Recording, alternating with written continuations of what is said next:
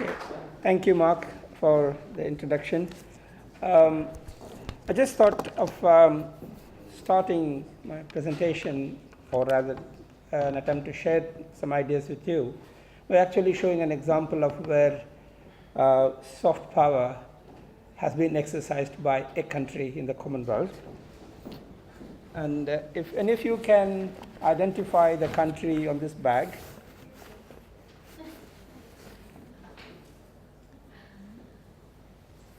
Yes, this one. Trinidad and Tobago. And this is an image or a logo that they have used for the Commonwealth Heads of Governments meeting called CHOGM in Port of Spain. And there we see that it's not just the Commonwealth, but it is Trinidad and Tobago, the small island there, and then the bigger island here. So now that I was there presenting a research piece which was to do with a non-governmental organization, a charity called Knowledge Aid for Sierra Leone, which was based at Corpus Christi College in Oxford. But moving away from that, the key point I want to talk about today is basically it's to raise a question, looking at the topic. We use the word soft power and often talk about it in isolation without specific reference to what contextualizes it, that's hard power, so to speak. And within this particular division between soft and hard, we also have to think about institutions and how these powers, so to speak, are exercised. And that's what I'm going to look at in terms of the Commonwealth. In other words, try to look at what one might call an institutional Commonwealth, the structure of the Commonwealth, how does it operate, what institutions are there. And then we also talk about the soft power, and then in that particular context, what one might call people's Commonwealth. So in other words, there is the institutional Commonwealth, which is made up of three major intergovernmental organizations: Commonwealth Secretariat, Commonwealth Foundation, and reference has already been made to Commonwealth of Learning. And outside this particular institutional framework, we have a whole range of what one might call associations, or things which are very voluntary in their nature in terms of their association, and things which operate outside these particular organizations, the three organizations, but also sometimes along with them. So the key point is to see where exactly does this particular idea of soft power help, if that particular definition is going to be of help. Then I also looked at the actual topic, and being an academic, I was interested in understanding it by posing a question rather than going for an answer. I just reversed it, partly because of me living in the UK, which is a part of the European Union. If we can reverse this particular question and pose this thing, celebrating art and culture in the European Union as key features of nation building,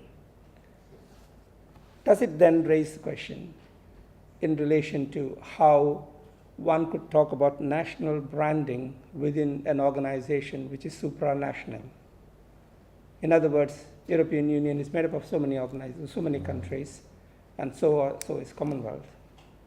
So can we talk about a national branding within an organization which actually denies that particular, to a large extent, denies that particular national identity and looks for an identity which is bigger than that of a particular nation state?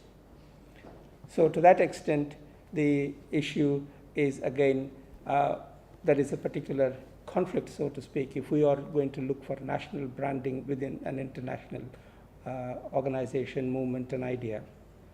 But of course, it is not that it is impossible, as you have just now seen, that the two can coexist.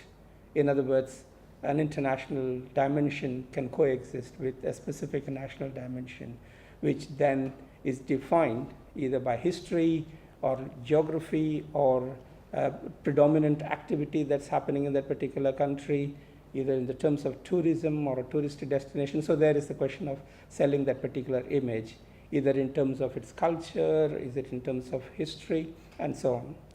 So now my point here is that we need to look at soft power in relation to hard power. And in the case of Commonwealth, there is no hard power, one could argue, because unlike the European Union, Commonwealth is not a treaty organization. It is not a legal entity in technical terms. So in other words, nobody signs a treaty to become a member of the Commonwealth. They join, it's a club. So therefore, the obligations that come with it are very much voluntary. And if you're interested, there's an interesting European doctorate thesis for which I was an external examiner, exactly looking at the frameworks for European Union and the Commonwealth and comparing them. The point that this particular student who's a student based in European doctorate is in two countries, at least two countries, in this case, UK and Spain. So looking at how the two are different. So one is bound by a particular treaty, and therefore you are compelled or you are under obligation to do certain things. But the other one is you can walk away tomorrow morning because you are not bound by a treaty, although you are bound by what you pay as in terms of membership and so on. So the key point here is that Commonwealth, by its very nature, is voluntary, and therefore its strength has got to be in so-called soft power rather than hard power.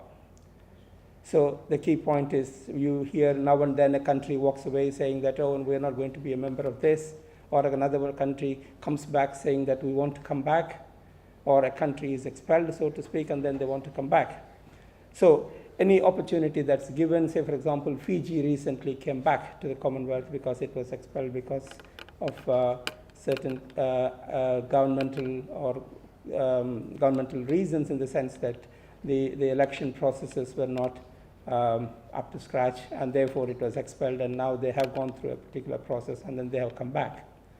So the question I'm still looking at is, how do we look at these two areas, these two commonwealths, so to speak?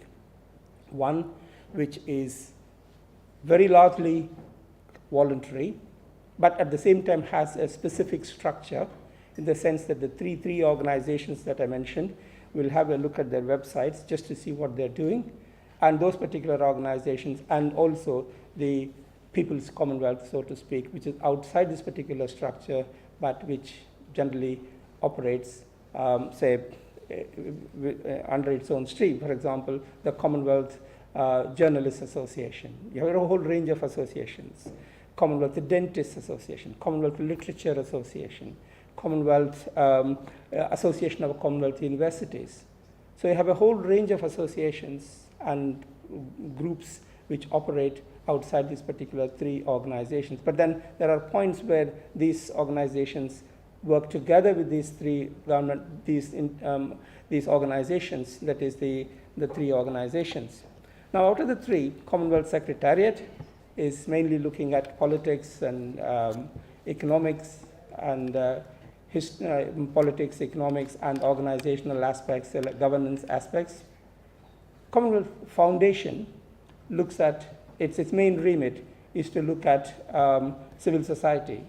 It looks at how so in that particular sense, it supports Commonwealth Writers Prize. It also runs grants, provides grants for some of these activities. And then the third organization, Commonwealth of Learning, we just now heard that how it's helping different countries to come together in a cultural sphere as well. So Commonwealth of Learning is very much an educational organization, and it helps mainly through distance learning. Now, with my personal experience, what I feel is that we need to look at, I've been working with these particular organizations and also with NGOs in relation in the Commonwealth. Now the question then comes, the question then we need to address is, how do we draw an arrangement of synergy between organizations in a particular national context. Say, for example, in the last CHOGM, or the meeting that was held in 2013, I was trying to organize a certain, I was involved in consultations in 2 other European countries, or 2 other countries in Europe, which are a member of the Commonwealth. Can anybody tell me which is another Commonwealth country in Europe? No? Malta, very good. One more. There is a country in Europe which is like UK and Malta, which is a member of the Commonwealth. Any guesses? No, Ireland didn't want to be. Ireland could have been, but it is not at the moment. Cyprus. So there are 3 countries which UK, Cyprus, and Malta. They are 3 countries which have dual membership, so to speak. They're a member of the Commonwealth, but also a member of the European Union. So now, to what extent would we talk about soft power and culture and art? Can we really draw a line between the two? The identity of, say, even in Cyprus, for example, can we draw a line between where does Commonwealth end and where does European Union begin? For an organization, a civil society organization which wants to set up an artist workshop, where would it draw the line? It can get funds from Commonwealth, it can get funds from European Union, it can also raise funds nationally, domestically. So the point I'm trying to bring here is that we exist, organizations exist in a certain mutual arrangement, a mutuality. They coexist in a particular sphere rather than exist in isolation.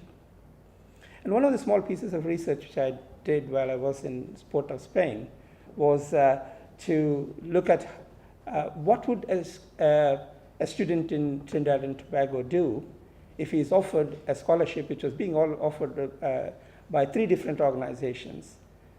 Association of Commonwealth Universities, largely for Commonwealth. You had the Organization of American States, and you had CARICOM, which is a regional organization.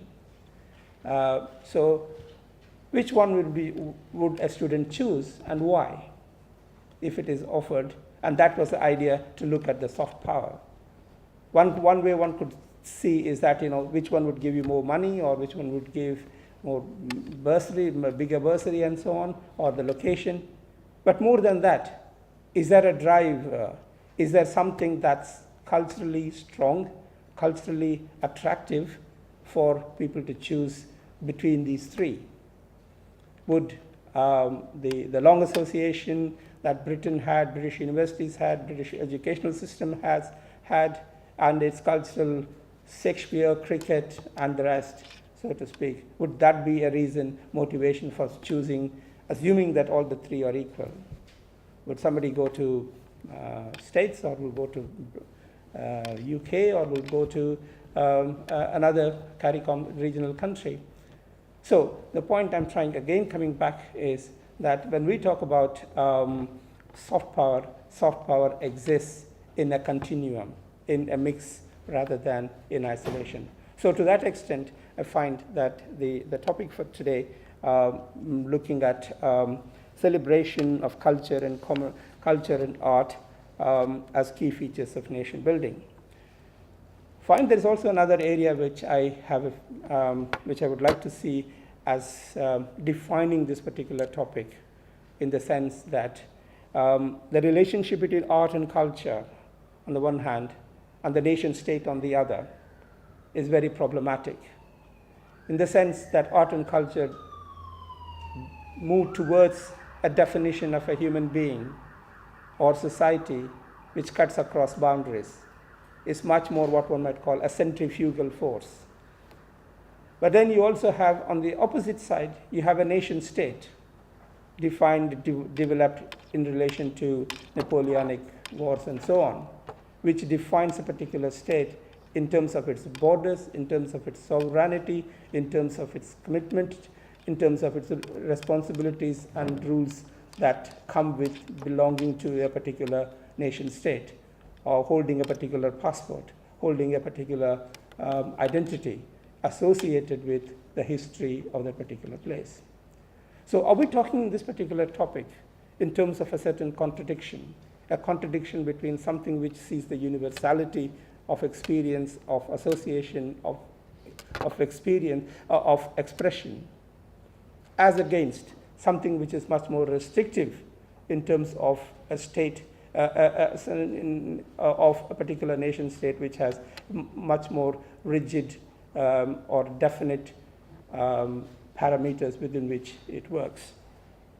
So having said all this in terms of looking at the topic itself in relation to how it is problematic in different ways, in terms of universality versus specificity, in terms of regional organization versus nation state, in terms of regional organizations within a much larger, if you want to go to the next level, United Nations or other areas, and so on. But what I would like to see here is that in terms of art and culture, where do we stand in relation to these three particular organizations? Now, maybe we should, can you play the tape, please? This is something produced by the Commonwealth Secretariat. This is also,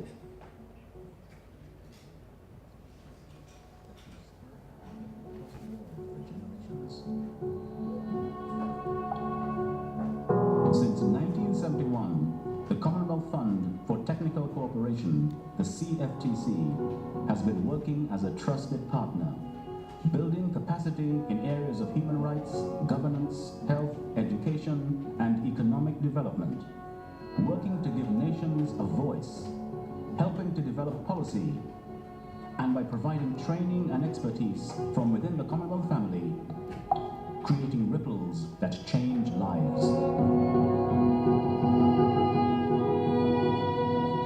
In the heart of rural India, Sarah Samar gathers mulberry branches.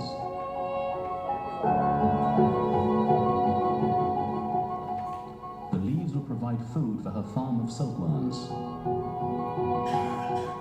In 30 days, when they've weaved their fine threads into a cocoon, she will sell them in the market. Like many women over the world, she knows she has the potential to achieve more. The CFTC, working together with the Corporation Bank and local partner NTR, provides her with the training and support she needs. What CFTC is doing through this initiative is primarily ensuring that women-owned micro and small enterprises are able to absorb that level of finance that is going to be provided by the banks at a concessional rate. Empowering women like Sarah Samar to reach her potential. Women have a problem in getting finance because they don't know how to prepare the project reports. They don't know how to talk to the bankers. Drastic changes will come in if this project goes succeed. Economically they grow and they can sustain on their own.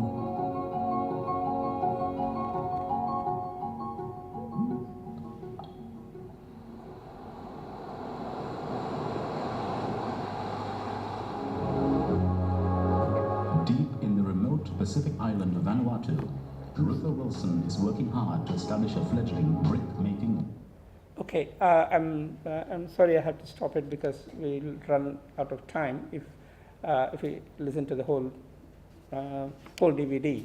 So the point I want to take from that particular presentation, that particular part which you saw, is that this emphasizes economic development. This emphasizes things like how to become more in terms of livelihood and so on. So the emphasis of this particular organization is very much on providing that particular backbone, so to speak, in terms of economy, in terms of social society, and so on. But in the list of things that you might have probably noticed, that there was one thing which was missing. Art. There was no mention about art. There was no mention about culture.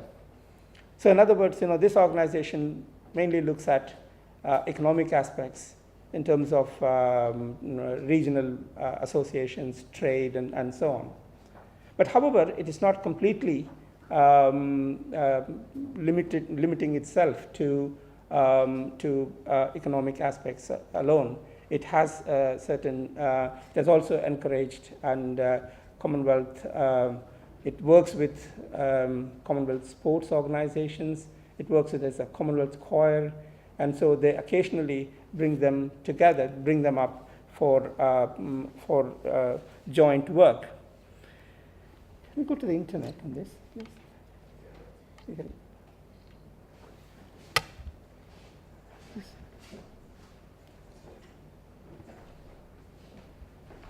I just want to go to Commonwealth Foundation. We're connected. Let's see. This is standalone, so I don't know if we're connected. Is it standalone? Yeah. That's No, probably we're connected. We're connected. Okay. While we're connecting it to the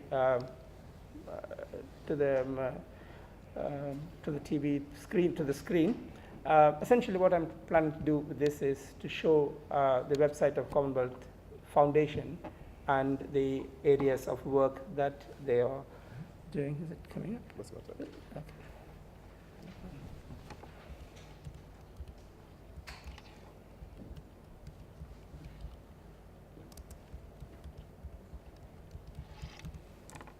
Yeah. Yeah, I get this one.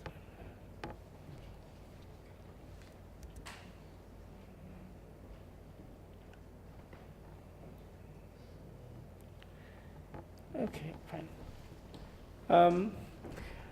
Now, if you see the areas that they work, there is Global South Initiative on Art and Culture.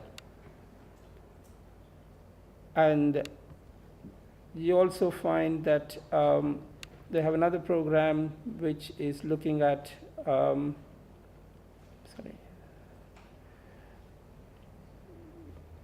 which is looking at literature, Commonwealth writers.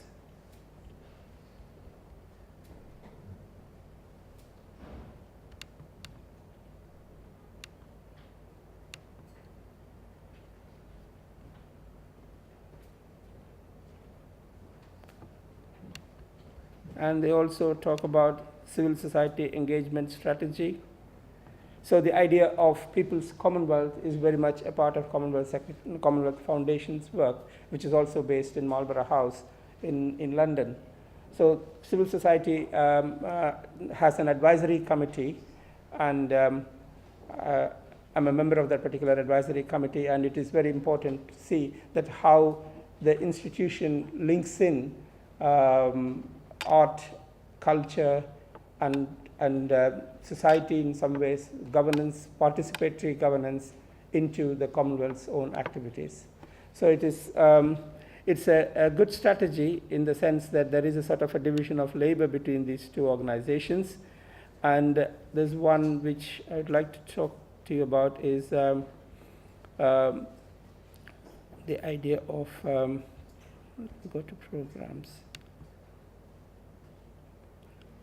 Commonwealth writers. And how many of you heard of Commonwealth awards, writing literature awards? Okay. So they award Commonwealth, they award regional prizes, as well as it connects writers and storytellers in a range of disciplines. And one of the things when you have time is to look at, they also have Commonwealth Shorts, which is a program where they make some short films, and it's from different parts of the Commonwealth, and it's something, if you have time, when you have time, it's worth looking at it. And I was going to play one of the very powerful films that are made here. So it's Filmmakers Awards and shorts. They run workshops. There's conversations across Commonwealth Shorts screenings, and you can see, for example,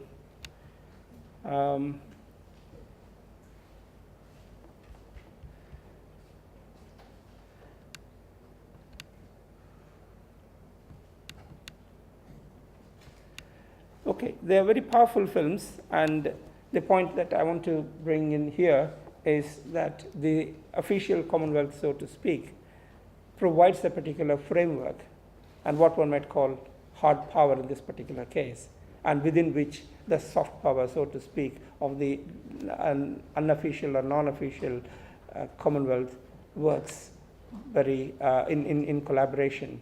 So my point here is that not to see soft power as something quite different, as if something there is an option, but in reality, soft power exists in relation to hard power, so to speak, or an institutional framework, so to speak. Now, the third organization, which is the Commonwealth of Learning, runs essentially provides background for work on education, distance education, and they have done remarkably well in one particular aspect, which was mentioned earlier, in terms of small states. This is something which is very important in terms of Commonwealth's soft power. Commonwealth is essentially made up of small states. So what Commonwealth does is to provide an office in Geneva and an office in New York for Commonwealths, for small states to get together and to discuss certain things and to make them more powerful in terms of international negotiations and so on.